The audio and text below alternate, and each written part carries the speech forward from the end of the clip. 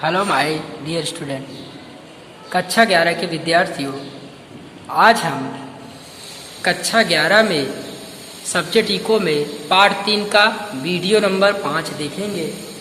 चलिए हम शुरू करते हैं। चलिए माय डियर स्टूडेंट, आज का हमारा टॉपिक है कि मांग की मूल्य सापेक्षता के प्रकार हमने इसके पिछले वीडियो में देखा था, तो इसी में आज हम पढ़ेंगे संपूर्ण मूल्य सापेक्ष मांग। अब संपूर्ण मूल्य सापेक्ष मांग क्या होता है, तो ध्यान दीजिए।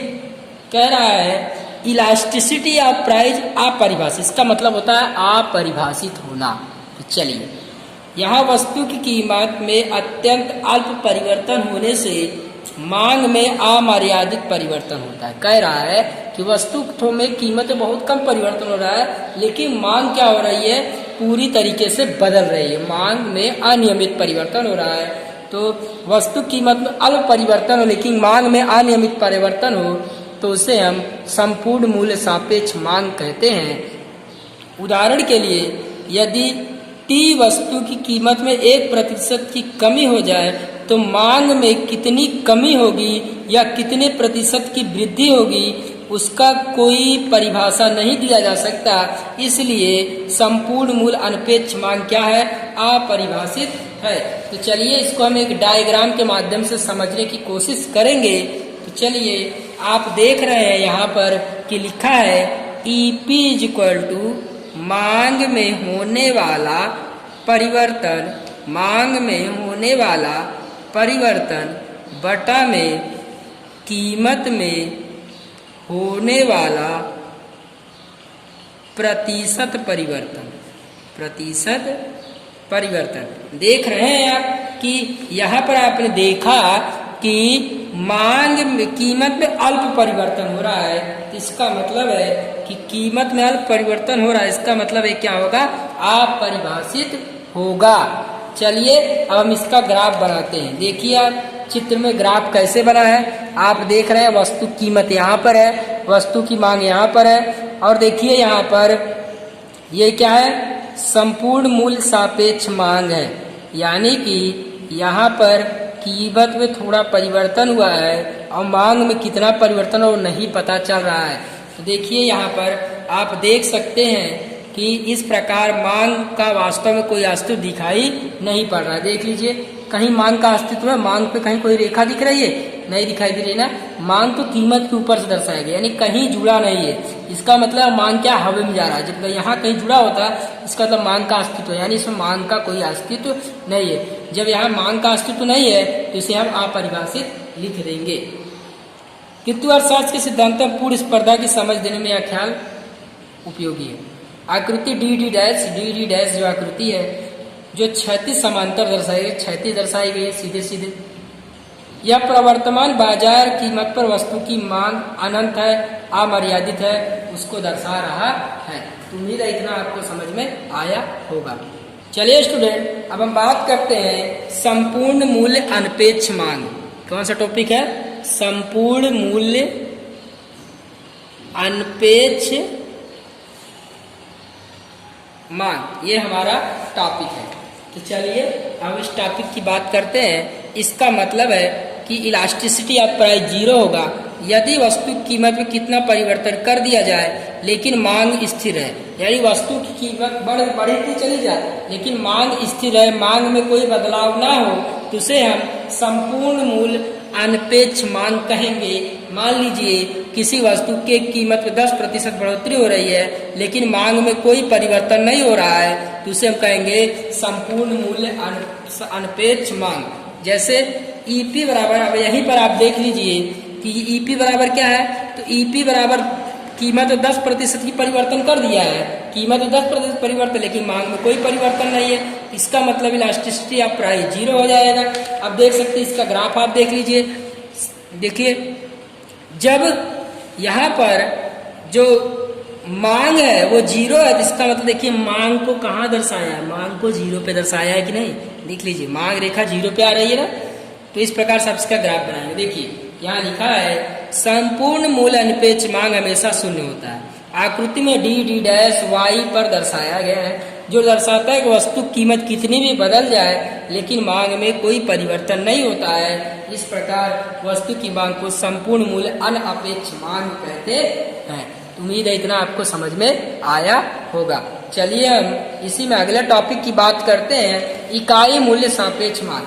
यदि कीमत में होने वाला प्रतिशत परिवर्तन मांग में होने वाले प्रतिशत परिवर्तन के समान हो तो इसे हम मूल्य सापेक्ष मांग कहते हैं। जैसे मान लीजिए कि वस्तु कीमत में 5% की कमी हो रही है और मांग में 5% की बढ़ोतरी हो रही है तो इसका मतलब है कि मूल्य सापेक्षता क्या है, 1 है। देख लीजिए आप ये सूत्र देख लीजिए, EP बराबर E0, वस्तु की मांग में 5% की वृद्धि और कीमत में 5% कमी, तो काट देंगे क्या आ जाएगा, 1 आ जाएगा। तो EP बराबर 1।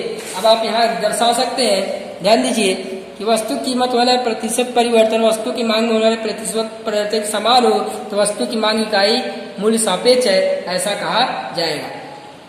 आप देख सकते हैं कि एक आकृति में पहले दिया है, आकृति में दर्शाए अनुसार वस्तु की कीमत P1 जितनी कमी हो रही है। देखिए वस्तु की कीमत पहले P थी, देख सकते हैं आप, पहले वस्तु की कीमत P थी तो वस्तु की कीमत P थी तो मांग देख सकते हैं आप, मांग कितनी थी, M थी। जैसे ही कीमत P1 हुई यानी P से कीमत P1 हुई यानी कीमत पहले ज्यादा थी बाद में कीमत कम हुई, जैसे कीमत कम हुई देख सकते हैं मांग M1 में वृद्धि हुई है। वही चीज आपको यहाँ पे लिखा है, आकृति में दर्शाए अनुसार वस्तु कीमत P1 में जितनी कमी होती है तो वस्तु में मांग M से M1 जितनी बढ़ोतरी, देखिए कीमत P से P1 आई तो मांग M से M1 में बढ़ोतरी हो गई। तो P1 में परिवर्तन M1 में परिवर्तन दोनों समान किंतु विरुद्ध दिशा में है। देखिए दोनों परिवर्तन समान हो रहा है लेकिन P घट रहा है और ये क्या हो रहा है, बढ़ रहा है। ये इधर आ रहा है तो ये इधर जा रहा है, देखिए दोनों विपरीत है, इधर जा रहा है तो इधर जा रहा है। इसे ऐसे हम इसे कहेंगे सापेक्ष मूल्य मांग कहेंगे। उम्मीद है इतना आपको समझ में आया होगा। इसी प्रकार से माय डियर स्टूडेंट आप देख सकते हैं मूल्य सापेक्ष मांग। देखिए यहाँ पर 1 से कम है, इलास्टिसिटी ऑफ प्राइस 1 से कम है। इसका क्या मतलब है, इसका ये मतलब होगा कि वस्तु कीमत में होने वाला प्रतिशत परिवर्तन वस्तु की मांग में होने वाले प्रतिशत परिवर्तन से अधिक है। यानी कीमत ज्यादा हो मांग की तुलना में, यानी सॉरी कीमत ज्यादा हो, कीमत वस्तु कीमत प्रतिशत परिवर्तन वस्तु की मांग में होने वाले परिवर्तन से अधिक हो तो ऐसी वस्तु को मांग को मूल्य सापेक्ष मांग कहेंगे। मान लीजिए वस्तु कीमत में 10% की बढ़ोतरी हो रही है और मांग में 30% की कमी हो रही है तो ऐसे वस्तु को मांग मूल्य सापेक्ष कहा जाएगा। यानी कहने का मतलब है वस्तु की कीमत में जो प्रतिशत परिवर्तन हो रहा है वो कम हो रहा है लेकिन मांग में प्रतिशत परिवर्तन ज्यादा हो रहा है। मांग में 30% की कमी हो रही है, कीमत में 10% की वृद्धि हो रही है। तो आप इस सूत्र से दर्शा सकते हैं 30% की मांग में होने वाला प्रतिशत परिवर्तन तो 30% की कमी हुई है। इसी प्रकार से कीमत 10% की वृद्धि हुई है तो इलास्टिसिटी प्राइस क्या हो गया है, 3 हो गया, यानी इसकी वैल्यू 1 से ज्यादा हो गई। इसका ये मतलब है कि कीमत बढ़ गई है तो मांग क्या हो रही है, घट रही है। आप ग्राफ देख सकते हैं, पहले कीमत थी P1, पहले कीमत क्या थी, पहले कीमत थी P1 तो मांग क्या थी, M1 थी, यानी P1 थी तो मांग M1 हो गई।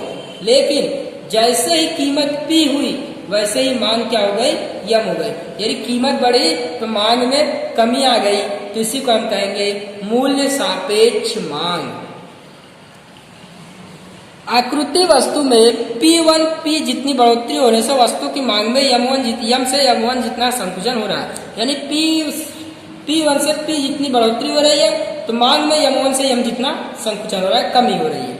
समान तौर पर मौसम की मनोरंजन की वस्तुओं में मांग मूल्य सापेक्ष होती है, यानी वो ज्यादा होती है। तो उम्मीद है आपको इतना समझ में आया होगा।